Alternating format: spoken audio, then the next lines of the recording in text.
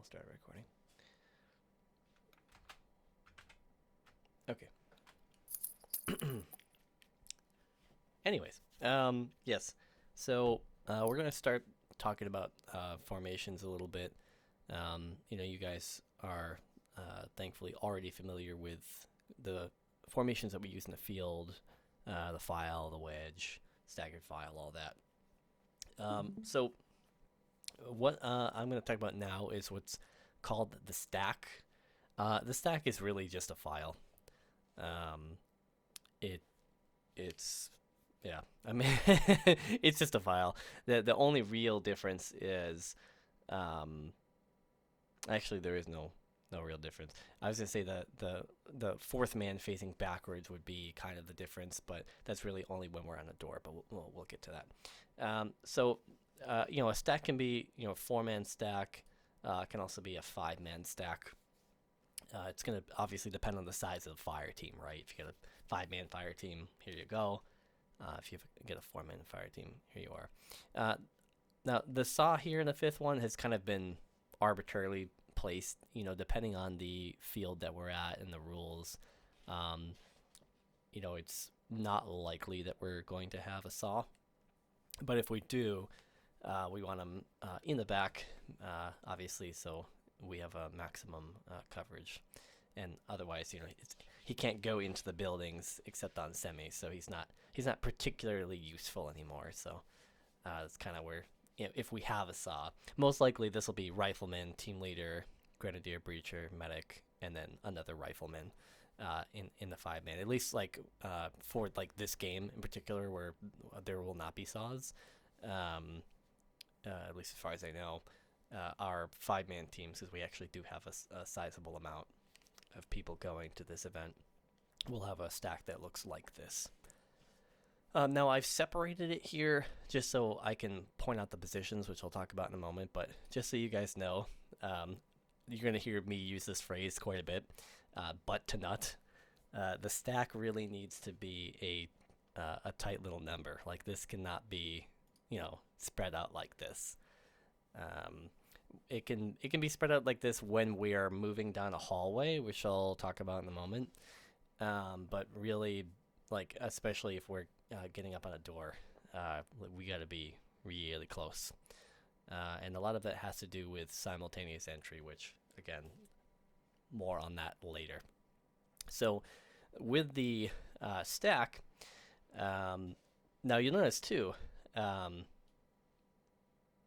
this is not a whole squad, right? So just to cover that, because that might be going in your guys' heads right now. When we are operating as a squad in a CQB environment, this by the way, just for reference, is basically a hallway, right? You have a long hallway here, you got doors here. We're actually going to be operating as basically like a double file.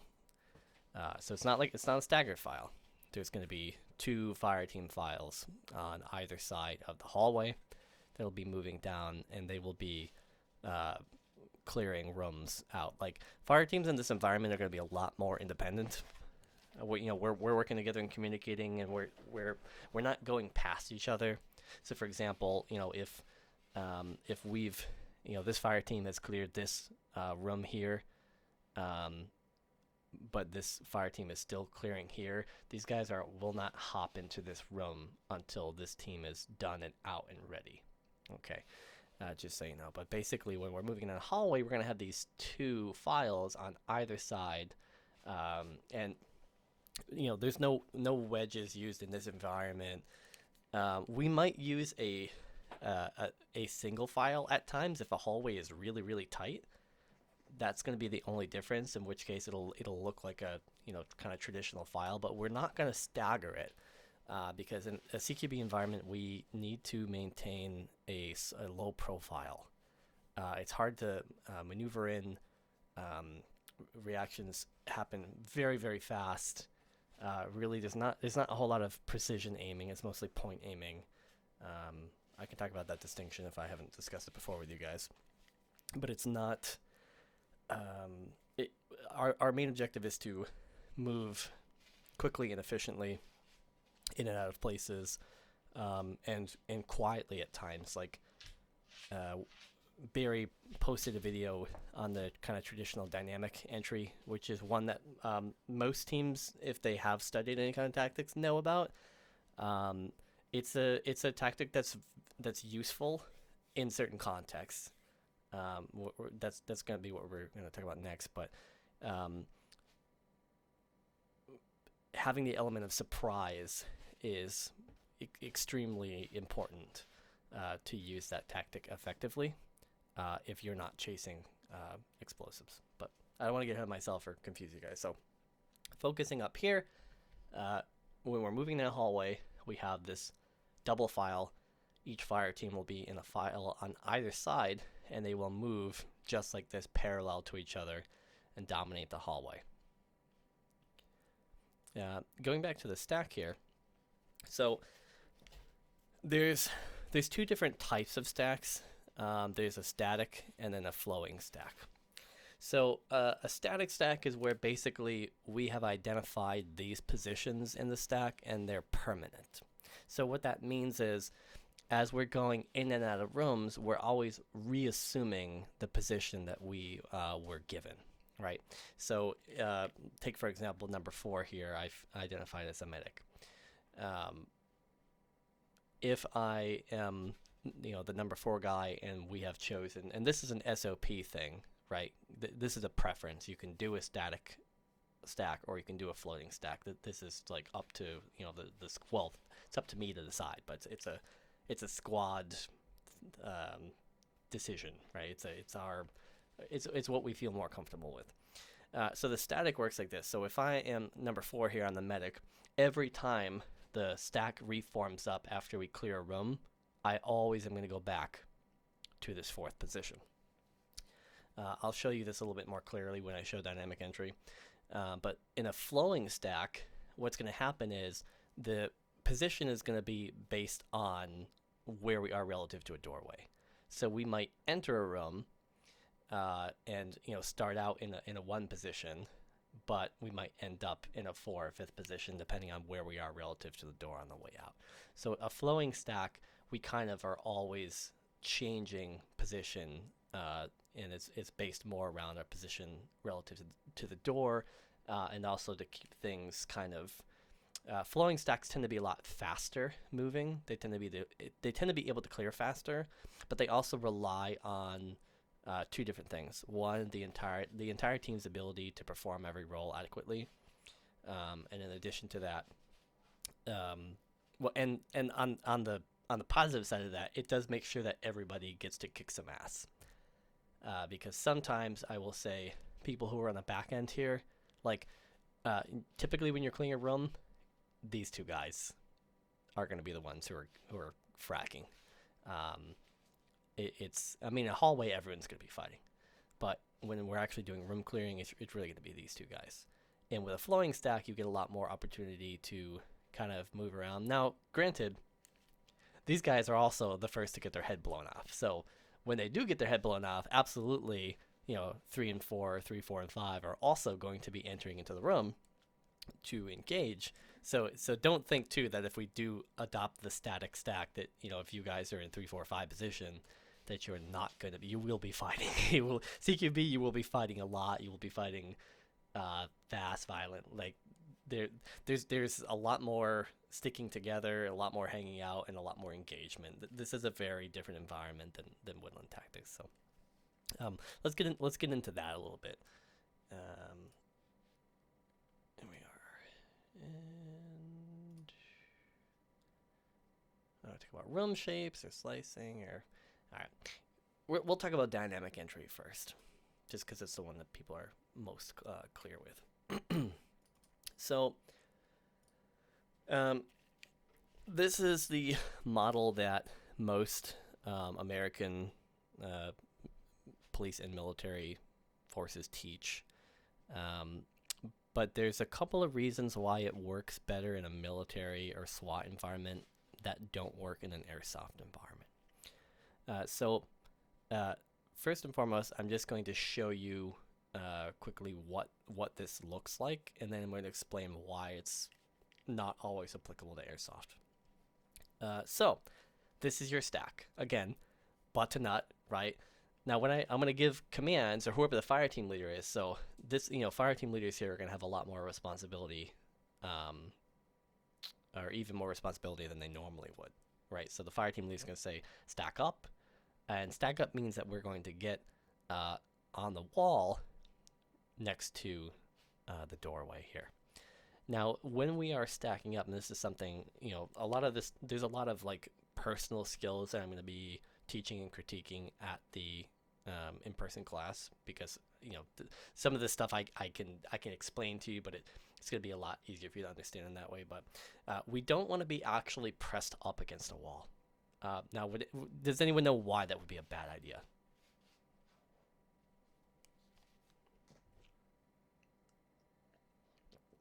Feel free to chime in. I haven't the foggiest. All right, no worries, no worries. So the reason why we don't want to be pressed right up against a wall is for stealth, right? You can do this in your house if you want to, if you have someone living with you. Have them on the other inside of a room, and just gently rub your hand along a wall. They'll hear it. This technique requires either following fragmentation or stealth entry. That is, we're catching the enemy by surprise. So if we are up against a wall and you've got a bunch of guys in, equipment and gear, and you're right pressed up against a wall, especially in in the environments that we're in, where it's like heavily concreted, and it's really, really echoey and reverberating, they will absolutely hear you. So you want to keep a low profile.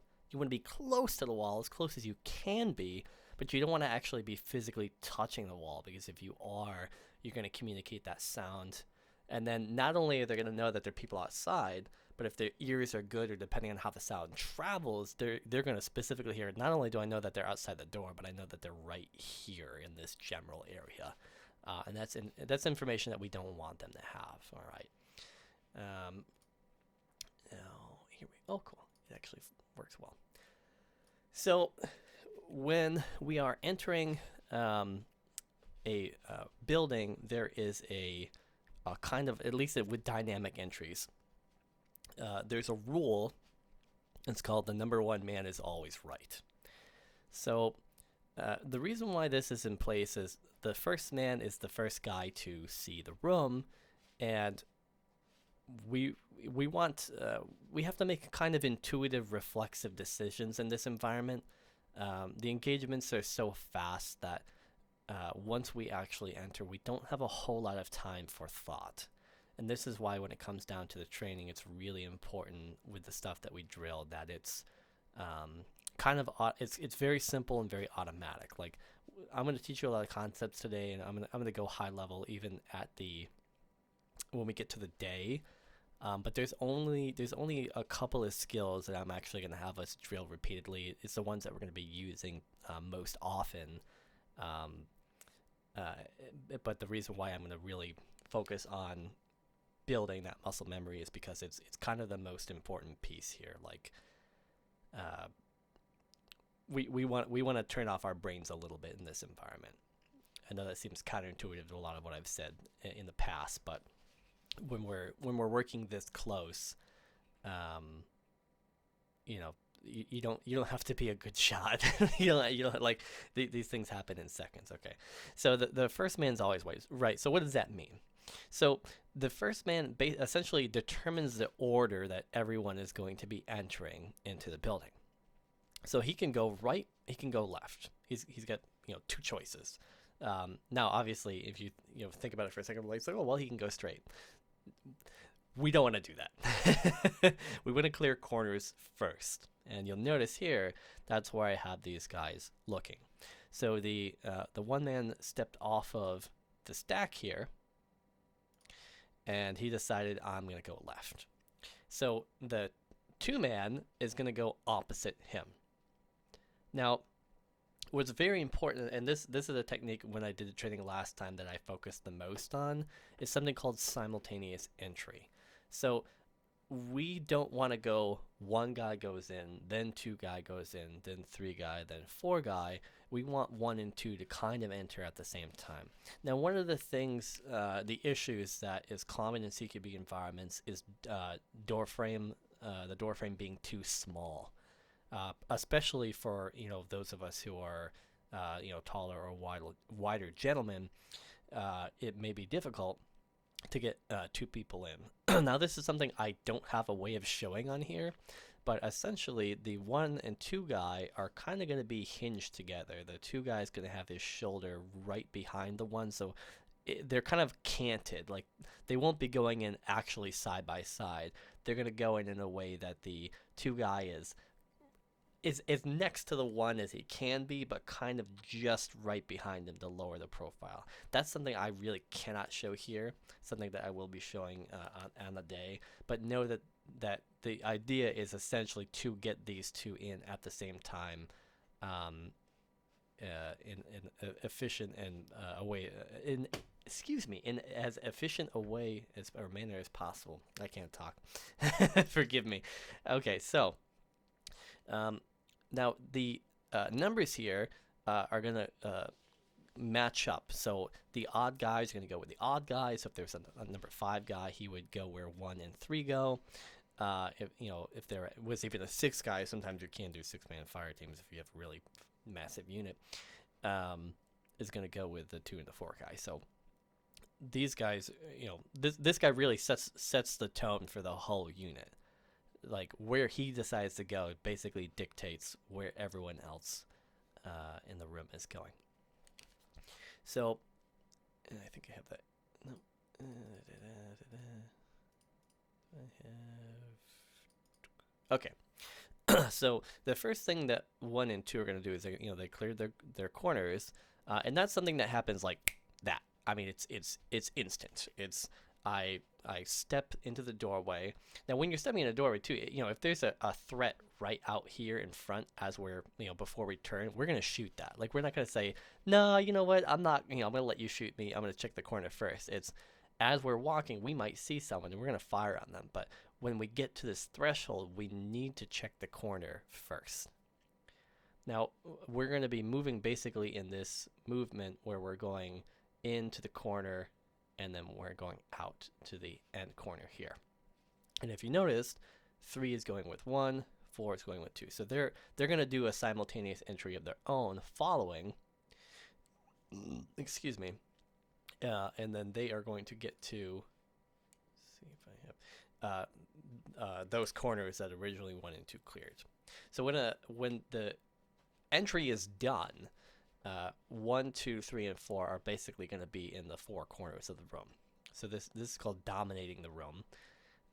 And once this happens, it's very important that all of the team members indicate that they are clear up or clear down. And here's what that means. So clear just indicates that the threat is gone. Like my area, my sector, my spot that I'm watching, that I've dominated in the room is clear. There's no enemies there. We're good. Clear up means that not only are we clear, but I'm prepared to move out of the room or move forward with whatever our next objective is. So that means that my gun is loaded. I'm not wounded. I don't need a drink of water or food, or I don't have some other thing to do.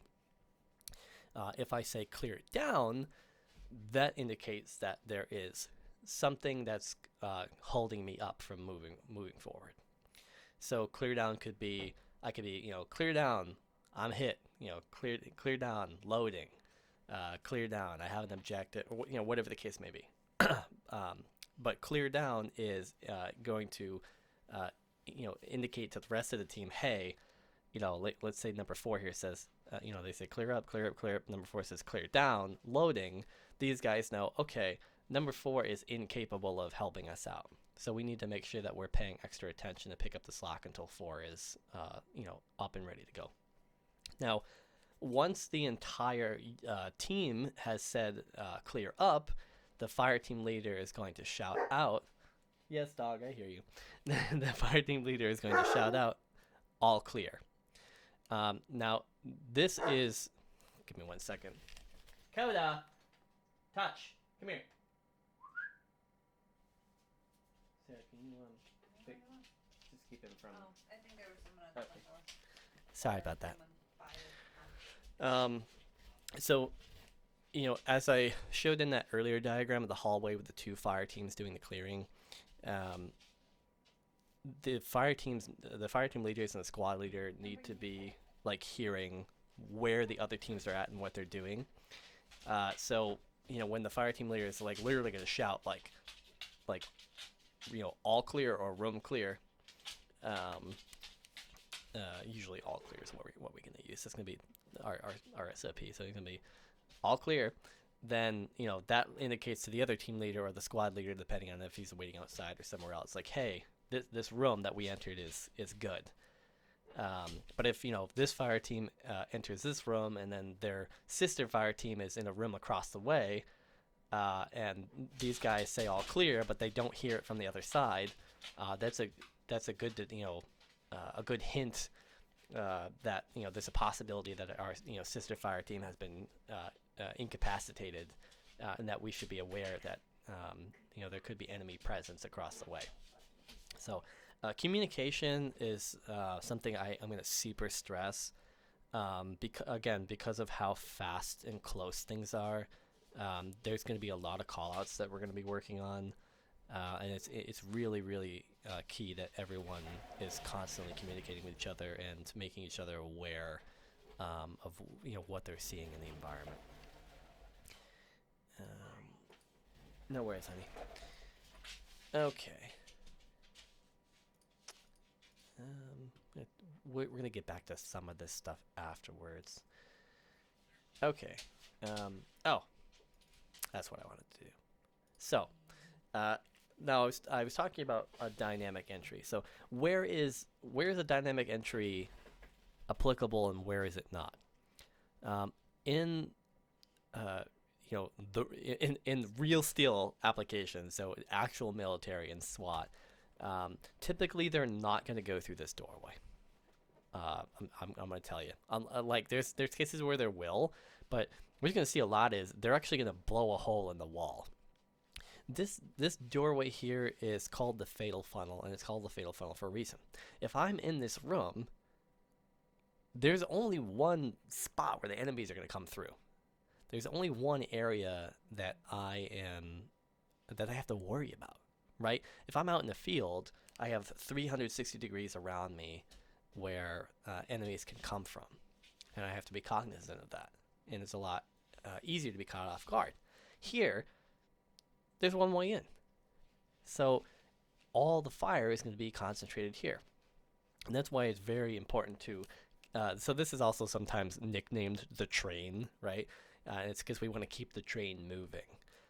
The biggest mistake that we can make is stopping in the doorway. And it's something that, especially for people who are new to this environment, you're going to encounter and you have to like push yourself through is when you step into here, like it's hot, man. It's all the guns are trained on you. It's a danger zone. It's not good. And there's a tendency to stop here and try to like move out of the way. If you stop, you're going to get this whole unit clogged up in this doorway and get everybody killed. If you go down, you need to step out of the way or step in. Like, I will push you. I'm going to let you know, I will push you out of the way. Like, you cannot hang out here. You will get everyone killed. That's a big no-no. Going back to the when is it applicable? SWAT teams will literally they have these giant they're kind of like forklifts, and they literally will have the whole team up on this platform on the forklift. They'll go up to the top floor of a building, and they will ram a hole in the wall, and they'll all go in the building. Like we when we really do dynamic entry, we need to catch people off guard, and we do that by blowing walls in, blowing a door up, throwing grenades and stuff in there. Like without those, and you guys may have like, depending on your experience level in like CQB environments, you may have found that like people tend to die pretty easily doing this technique. Like this technique is really not that good, um, unless you are using it when you have the element of surprise, or when um, you're following explosives. So we don't have access to explosives, so we're actually going to be using this technique not all that much. Okay, it's something that we're going to use in other environments. It's something I want to teach, but it's something that we're not going to use as much at this event. We will be using it, but we're not going to use it as much. Now, on the surprise thing, surprise is something that's a little difficult to have for an event like this. Like, if I am, a terrorist and I am, sitting in my terror camp, I may feel safe there, right? Like I didn't sign up with a couple hundred other guys and all pay money and say, hey, we're all gonna get here together and fight at this time, right? When we are playing airsoft, like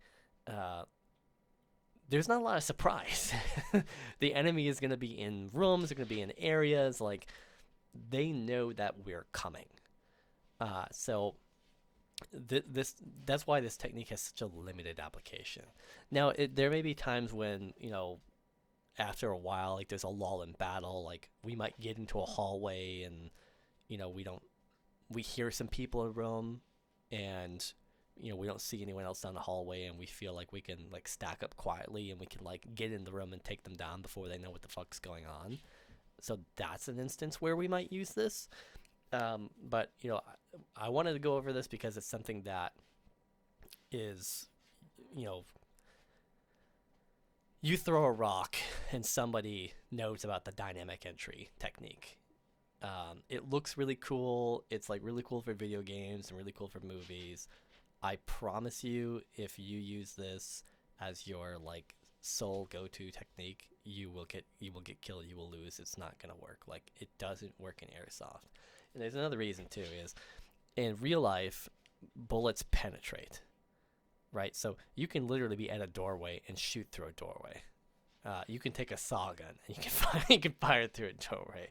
You can blow a door off its hinges. Like there's things that need to be done in order to keep people alive in real life using these techniques that cannot be done in airsoft, unfortunately, or fortunately. I mean, we don't want to be blowing walls up in the places that we're renting out and maiming people.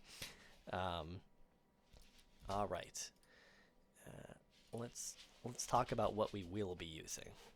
Okay, here we go. So we're going to be using a technique called slicing. Slicing was developed by the Israeli Defense Force. The Israelis have had like many years of like close conflict and kind of anti-terrorist and kind of there's a lot of bombings and shit, unfortunately, that go on in their cities, and the IDF is pretty consistently engaged in close warfare. So that's kind of how these techniques got developed. Is there was just a real need for their kind of constant use.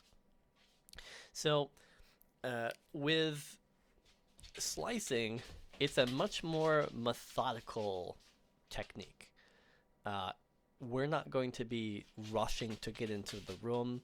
What we're actually going to do is we're going to divide the room up into angles, and we are going to be attacking those angles one at a time. Now I gotta tell you guys, I struggled to figure out a way to teach you guys this on paper. It's fucking really difficult to visualize. I'm gonna show it to you here, and it's gonna make a lot more sense in person.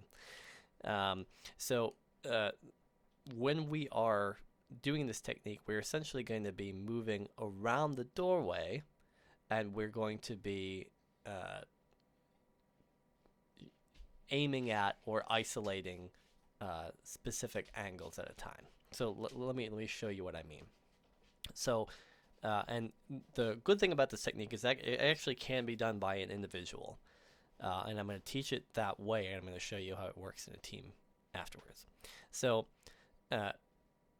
when we're at the threshold here, the first kind of step we take is going, and you can do this yourself, and I actually really recommend that you guys do this afterwards, just to give yourself an idea. Like, find a door, in your house, and give this a try. If you step forward a little bit, you're going to reveal this first angle here. It's called the near angle. So you're going to reveal this little chunk of the room, and it's important that before we do this, that we do not have our gun or our foot or anything past the threshold of the doorway where anyone can see us. We want to kind of, in a sense, use the door, use the wall as a cover from the rest of this. And this kind of flips the situation around. Because what this does is this turns the room into a fish in a barrel situation, where we're shooting in control, and now the enemy is forced to move in response to us, instead of us going in. Anyways, we're going to step forward off of the wall here, and just a little past the threshold, just enough that we can see this first angle. And again, I'm going to really recommend that you guys do this for yourselves, and when we do it in person, you're going to be like, oh wow, that's totally different. This changed the way I do CQB, like completely. So we're going to clear this angle here. Okay, so we'll step here, and the cool thing is, all you have to do is, you get too much resistance, you just step back a little bit. You step out, shoot, step back. Okay, but we're gonna check here. Okay, this angle is clear. Where is my? Here we go. Now we're gonna step out a little bit more. Now I'm kind of lacking room here. I want to make this big enough for us to see. But one thing I want to stress is, when we're moving, we're not going to be moving in a straight line across the door frame. We're going to be using what I call horseshoe footwork. So we're going to actually move in this kind of clockwise motion. We're actually going to be stepping out as we're going around. The reason why we're doing that is we want to limit our visibility to the other angles. Essentially, we only want to reveal ourselves to the angle that we're actually engaging. So by stepping outward as we're moving, we're only showing ourselves visible to the angle that we're engaging. And you guys are going to see that. I'm actually going to, part of our training is I'm going to be testing you guys and show you, like, when I'm able to shoot you and when I'm not. And I'm going to have you guys be inside and outside the room, and you'll be able to see where you're safe and where you're not safe. Okay. All right. So we have the near angle. We have the 45, which is basically cuts to the corner, this first corner of the room. So we're gonna step out in that horseshoe, one more step, and the important thing is it's literally one big step. It's not a situation where we're kind of like shuffling. Like, we want to go from one position and step right into the next, and we basically want to literally appear out of nowhere to the angle we're exposing. Because if we kind of walk our way through, we're going to flag ourselves to the enemy. So we're going to step into the 45 angle, and then we're going to engage any targets that might be at that 45. And then, of course, what's the next angle? Well, 90. We're going to step out, and we're going to engage anyone that's straight ahead. Now, I'll get to this in a second, but essentially, I can just cover it now. If anyone, people may move, right? So people may start to rotate over to here, and all you have to do is just back it up, and you can keep going forward and back until you've cleared the room out. So we get the 90 angle, and I mean, it gets really simple from here, right? You have this one. So this is technically the 135 angle. That to me is too wordy and hard. I always call it the 45, and whenever I hear it trained, I call it that way. So I'll call this the far 45. So the far 45 really just means it's just the 45 on the opposite side. Now this can be reversed, right? If I start on the left side, this is the normal 45, and then when I move over to this side, then now this is the far 45. So the far 45 is just the second 45 angle off of the 90 here that you're going to encounter. So, to put it even simpler, it's this other corner. All right. So we're here, and then we're going to take that step out again, and then we're going to get that angle. And then last but not least, we have the far angle, which is just, literally the reverse of that first angle. It's this little corner here. Now, once we've done this, we are actually going to then use the dynamic entry, right? Because we may not be able to see this exact corner, right? There may be some things we can't exactly see. So once we've done the slicing, that's when we'll do the dynamic entry just to clear the corners and get the team into the room. So that still is something that we will be using, but it's not really our primary focus. Now, looking at how we do this as a team, this is something that can be done as a unit. And how it works is like this. So you're gonna have I didn't number these guys, so I apologize. Your 1 and 2 guys essentially, or in a way they're more like the 1 and 1. Excuse me, I'm sorry. You have your 2 guys here, which are gonna be clearing angles, and then these guys are gonna be facing outward, watching the hallway, making sure no one sneaks up on this. And one thing that's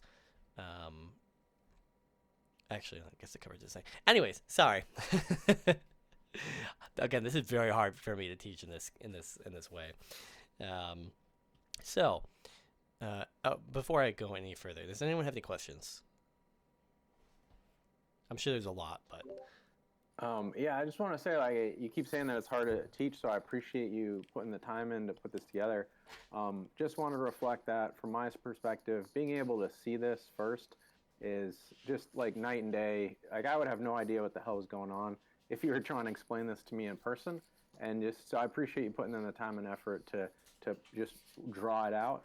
And then also just to kind of confirm that thing at the beginning that you were talking about, where the first person through the door is the leader and sort of the evens go with the evens odd. Is that the dynamic entry thing you were talking about, or Correct. are those 2 different things? Yep, that's the dynamic entry. Yes. Okay, so the whole first part was good to know, but we probably won't use it as much. And then Correct. This is like the good. Yes. Correct. Okay, thank you. You got it. Okay. Yeah. So like once we finish this tactic, we will use the dynamic entry, like just to clear corners. But otherwise, yeah, this is the one that we're going to use most often. So the front guys here are essentially, all they have to do is cover from near to 90, right? This guy can cover from his near to 90. This guy can cover from his near to 90. And then once they've cleared most of it, then the team can stack up and kind of finish up and just make sure the room is done. And depending on the size of the doorway here too, one guy may cover a little bit more. He may cover like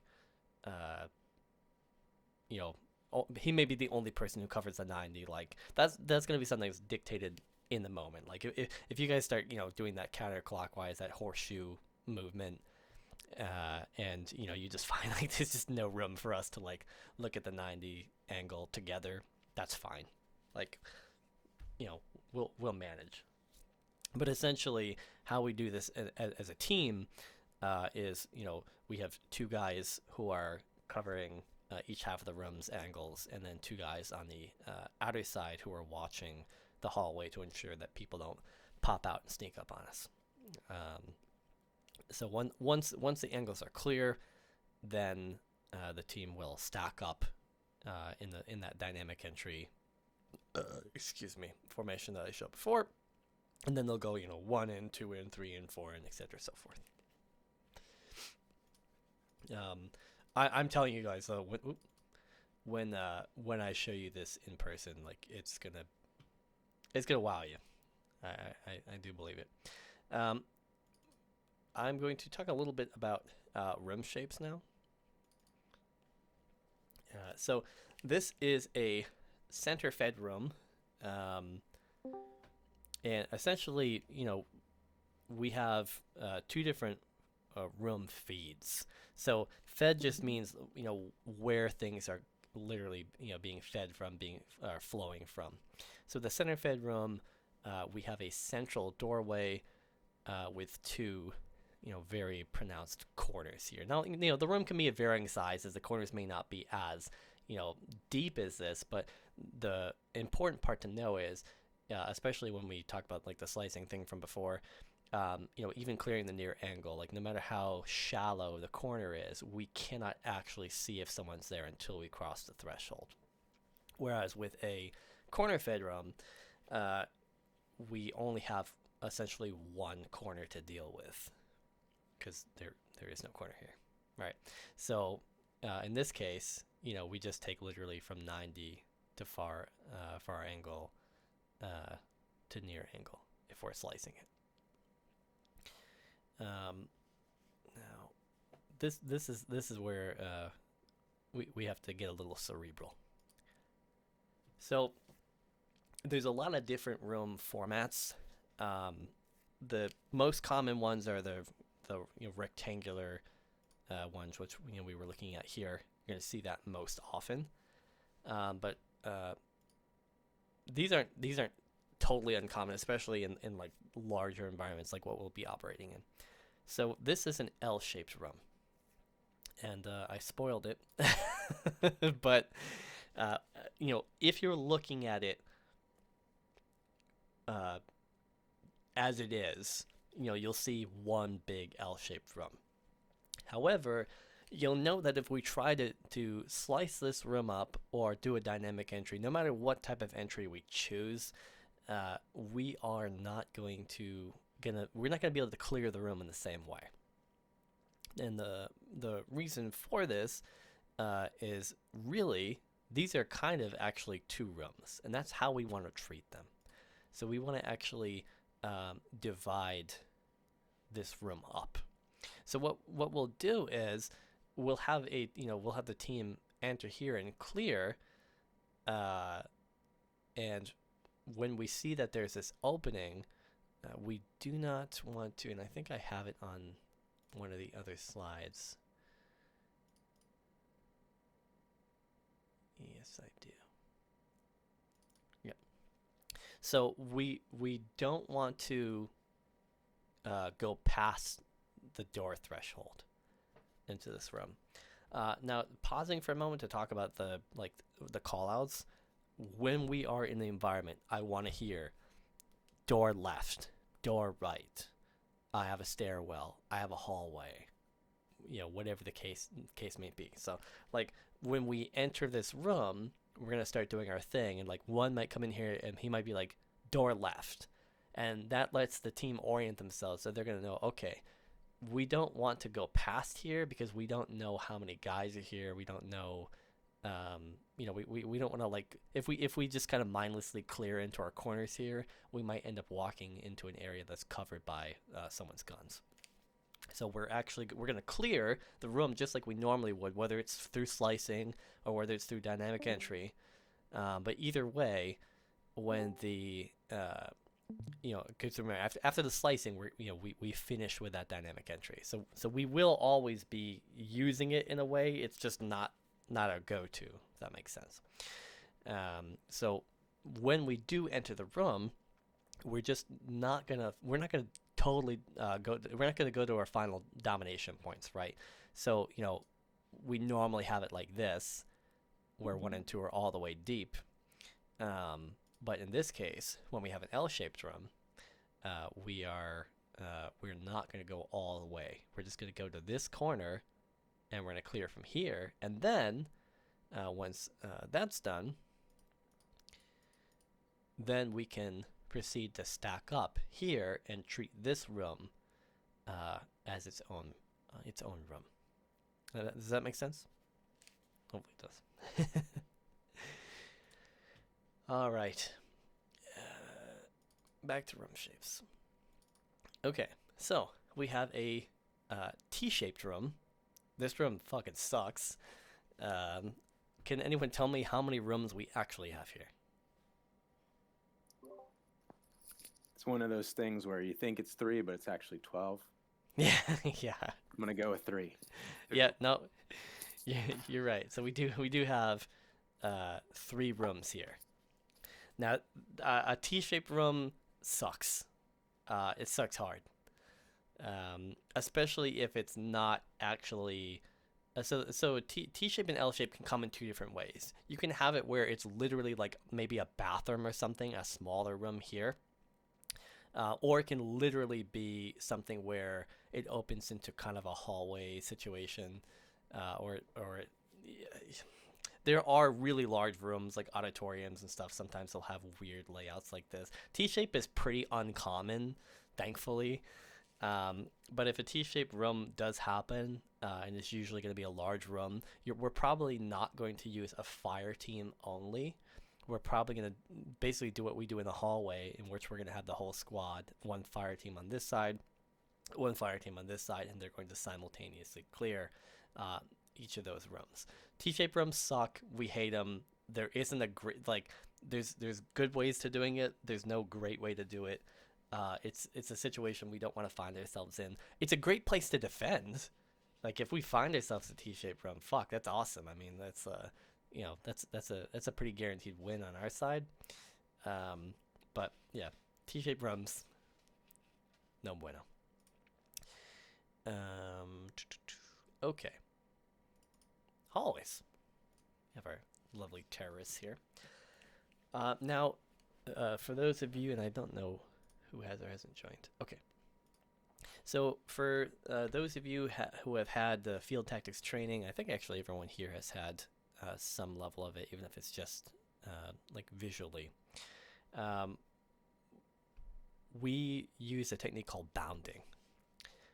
And when we do bounding in the field, we're moving from cover to cover. And the same thing actually is going to apply here in the CQB environment for hallways. And I'm going to show you this hallway here. We have our enemies behind some cover, and maybe one's in a room at the far end. And sorry if the scale is not great. I have to make it big enough that we can see, but small enough that we can actually understand the movement happening. So what we're going to be doing is moving diagonally room to room. So we'll have the team here, and covering, moving. This guy's going to move to the next spot, right? And we're going to be essentially diagonally bounding the unit down these rooms until we can get close enough to engage adequately with the team. Now, the enemy team. Now, we may be able to, don't get me wrong, we may be able to shoot at them from here. I find that getting right up on them is a much more effective way at suppressing them. It really puts the heat on them. So we might maintain, again, this is a situational thing here, but we might have a fire team similarly set up to these guys on the end of the hallway, either behind cover or at some doors here, and then the secondary fire team is going to bound their guys up. Now, depending on the size of the rooms and the size of the doorways, unlike the traditional bounding that we're doing, we're not going to be able necessarily to get 4 guys moving through this tight shooting gallery together and into here. Most likely we're going to be running 1 or 2 at a time. So that's really one of the biggest differences here when we're doing the bounding. Is it's more of like a buddy team bounding situation than a fire team bounding. So we're going to be doing this more individualized. Excuse me. Because it's unlikely that we're going to get, especially to now. One small thought here, right? Let's say that we're approaching this hallway. We know that there's enemies here. There may or may not be enemies here, right? So the bounding down the hallway is also a bit of a risk, and it's going to be done with the assumption that these are clear. It doesn't mean that they are. It just means we're engaging them, they're engaging us, and we're not hearing or seeing anything coming from any of these other rooms. And we would like to believe that if there is somebody there, that they're going to want to help their friends out and put fire down. Now that may not be the case, there may be one fucking dude like hanging out in the bathroom somewhere. You never know, right?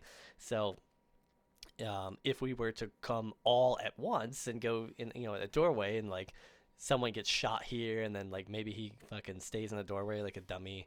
Remember, don't stop in the doorway.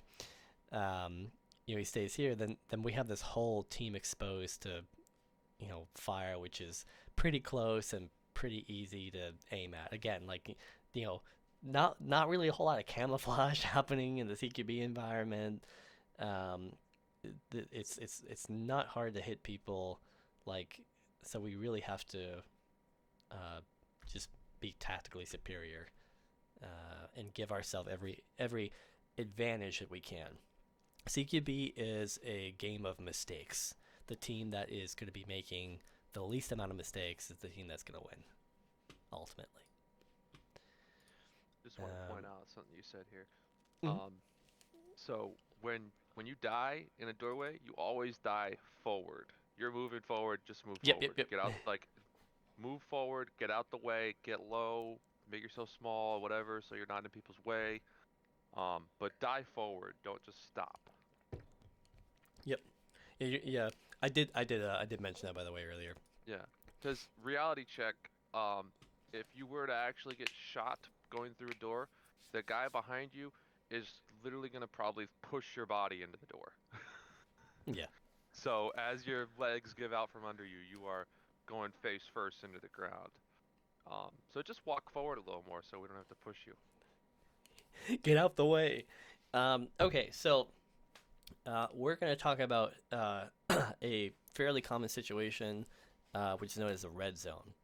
So a red zone is kind of like a room within a room, and we want to think about it in the same way that with the L-shaped and the T-shaped rooms that we kind of divide the room up. If we are clearing a room, we go inside, and we see like maybe there's a desk flipped over, or maybe even someone built a little fortified position or something like that, or there's a bed or bookshelves or whatever, anywhere where somebody could be hiding. um, we're going to do the same thing that we did in this situation, where we're not going to clear past that other room. We're going to treat the red zone, treat the red zone like it's a room unto itself. So we are not going to be, sorry about this. Where's my thing? I guess I'll start from here. We're not going to be going past this. Okay. We're gonna treat this like a room. Now, when we enter, again, call out's important. As we're going in the room, whether we might notice it while we're doing the slicing. We might notice it when we're doing the dynamic entry. Either way, when you see it, you want to call out to the team, I got a red zone here. And that's going to let them know, hey, there's potentially an area where an enemy might be laying down like a little scumbag or whatever, in this room. So when we go in, we're not going to pass that area. Now once we've cleared up to the edge of it, we're going to do that same slicing maneuver around the corner here, right? So we'll have the team in the room. One guy's going to move to cover the doorway. These two are going to cover the red zone. And then this guy's going to just pie around that corner and make sure the red zone's clear. And then once it's clear, then we can go to the normal clear up, clear down, all clear, and proceed from there. Does that make sense?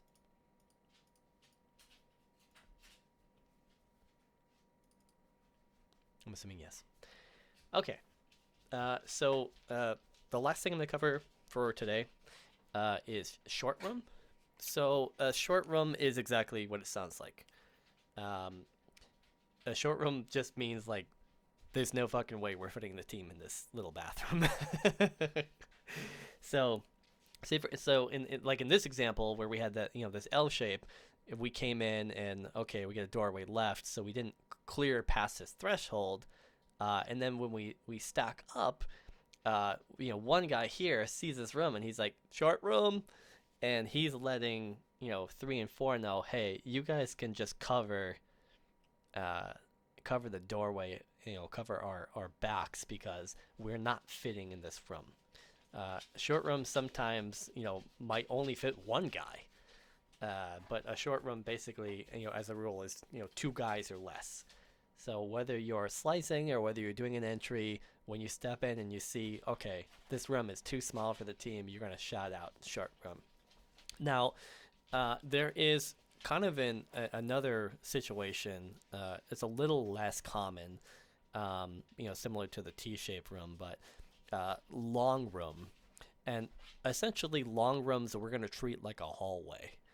We're going to get into them in the corners, but we're basically going to be moving down, a long room, like a long auditorium, like we would in the hallway, wherein we're going to have, the 2 files on either side moving down in parallel.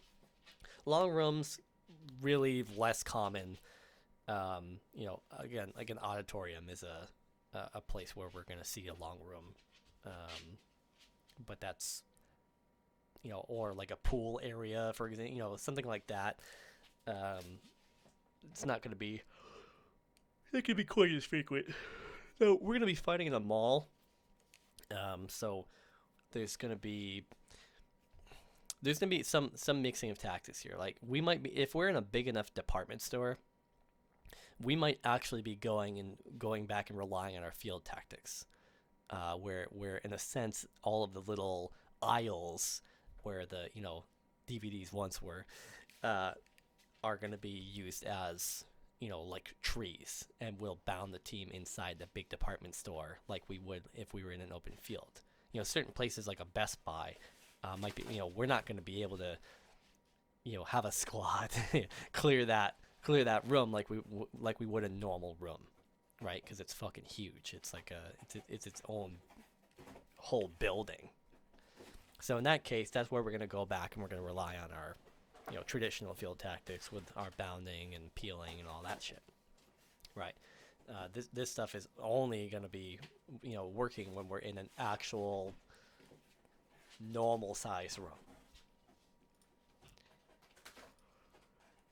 Okay. Excuse me. Sorry. I think I've covered everything that I can So at this fun point. fact, by the way, about this building, because I did some talking to some people, and I talked to some people who actually built the building. There's some